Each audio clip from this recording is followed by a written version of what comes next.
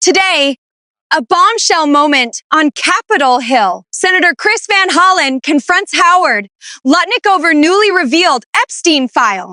And what unfolds is a stunning back and forth over private island visits, deleted timelines, and credibility. This exchange raises serious questions the American people were never supposed to ask. Thank you, Mr. Chairman. Secretary Lutnick, as I said in my opening statement, you led people to believe that you had cut off all contact with Jeffrey Epstein after the 2005 encounter you and your wife had in his apartment. But as I'm sure you know, the Epstein files show a very different record of interaction. Why did the Epstein files show you coordinating a meeting and planning a visit with Jeffrey Epstein on his private island in December 2012? Thank you for the question. I'm glad to be here to make it clear that I met Jeffrey Epstein when I moved to a house next door to him in New York. Right? And I met him then. Over the next 14 years, I met him 2 other times that I can recall. 2 times. And that is none for 6 years. So 6 years later, I met him. And then a year and a half after that, I met him, and never again. Probably the total, and you've seen all of these documents, of these millions and millions of documents, there may be 10 emails connecting me with him, probably about 10 emails connecting me with him over a 14-year period. I did not have any relationship with him. I barely had anything to do with that person, okay? Secretary Lutnick, I think you understand the root of concern here. It's the way you described very emphatically your first encounter with him in his apartment, said you were disgusted, would never have any contact with him again. Did you, in fact, make the visit to Jeffrey Epstein's private island? I did have lunch with him as I was on a boat going across on a family vacation. My wife was with me, as were my 4 children and nannies. I had another couple they were there as well with their children, and we had lunch on the island. That is true, for an hour, and we left with all of my children, with my nannies and my wife, all together. We were on family vacation. We were not apart. To suggest there was anything untoward about that in 2012, I don't recall why we did it, but Mr. Secretary, again, as I said, there's not an indication that you yourself engaged in any wrongdoing with Jeffrey Epstein. It's the fact that you believe that you misled the country and the Congress based on your earlier statements, suggesting that you cut off all contact when, in fact, you had not. When you visited the private island, did you see anything inappropriate during that visit? The only thing I saw with my wife and my children and the other couple and their children was staff who worked for Mr. Epstein on that island. And you realize that this visit took place after he'd been convicted, right? I mean, you made a very big point of saying that you sensed that this was a bad person in 2005.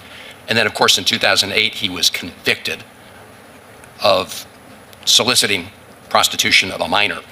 And yet you went and had this trip and other interactions. Did you have a dinner in Epstein's New York City home in 2011?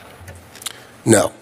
So the information that suggests that there was a dinner with Woody Allen and Woody Allen's spouse at the Epstein residence, there's nothing to that. Is that right? I actually don't know what you're referring to. There was, look, I looked through the millions of documents for my name, just like everybody else. Yeah. And what I found was there was a document that says that I had a meeting with him in May, I think, for an hour at 5 o'clock. Okay. Not dinner or otherwise, for an hour at 5 o'clock. All right. There's also a reference to the fact that Epstein had expressed an interest in meeting your nanny. Do you know whether Jeffrey Epstein ever met with your nanny? No, I saw that. I had no idea what that was about. It had nothing to do with me. No as far as interaction I at know. all with him on there? No, as far as I know, no. Would you, Mr. Secretary, be willing to ensure that the file is complete to share with this committee and the Congress your own records, any records you have that relate to Jeffrey Epstein? I will surely talk about that. I hadn't thought about that. I have nothing to hide. Absolutely nothing.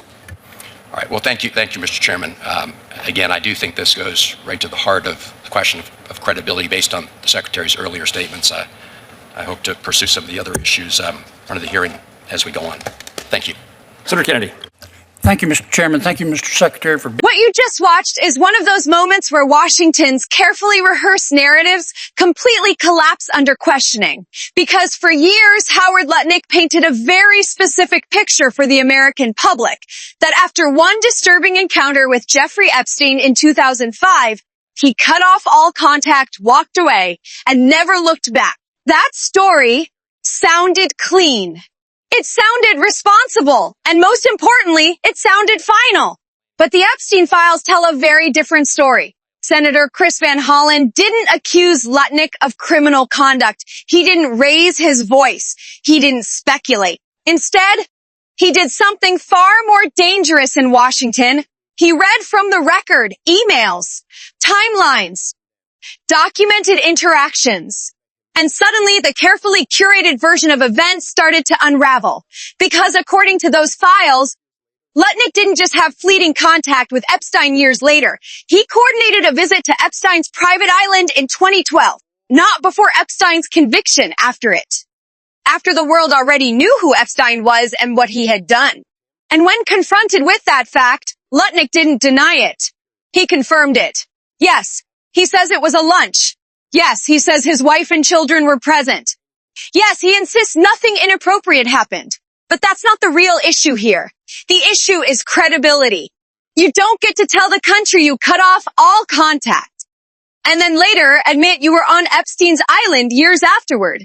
You don't get to express moral outrage about someone's behavior and then maintain social contact after that person has been convicted of crimes involving minors. And you certainly don't get to act confused about why people are asking questions now. Van Hollen made this point crystal clear. The concern isn't that Lutnick committed a crime. The concern is that he misled Congress and the public about the nature and extent of his relationship with Epstein. And once credibility is damaged at that level, every explanation that follows sounds rehearsed, defensive, and incomplete. Think about this for a moment. Epstein's island wasn't a casual lunch spot. It wasn't a neutral location. By 2012, it was already infamous. The idea that anyone, especially someone in positions of power and influence, would casually step foot there after Epstein's conviction raises serious questions about judgment at the very least. And then there's the pattern. Van Hollen didn't stop at the island visit. He asked about dinners, meetings, emails, even references involving staff and nannies. Each answer was careful, narrow, technically worded, and that's usually the biggest red flag in any hearing, when witnesses answer only the question they wish had been asked. This is why these Epstein hearings matter so much. Not because every person mentioned in the files is guilty of wrongdoing, but because for decades, powerful people operated in an ecosystem where proximity to Epstein was normalized, excused, or quietly ignored. And now that silence is breaking. What Americans are watching is accountability collide with memory holes. Public figures who assumed these records would never see daylight are now being forced to explain themselves under oath in real time. And make no mistake, this isn't about one man. This is about a system that allowed access, influence, and proximity to exist without consequences for far too long. The Epstein files aren't just exposing individual contradictions. They're exposing how casually power protected itself.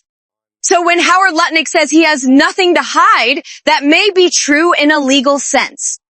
But politically and ethically, the damage is already done. Because when your past statements don't line up with documented reality, trust evaporates. And once that happens, no amount of clarification can put it back together. This is why these hearings are uncomfortable. This is why they matter. And this is exactly why the American people deserve to see every second of them.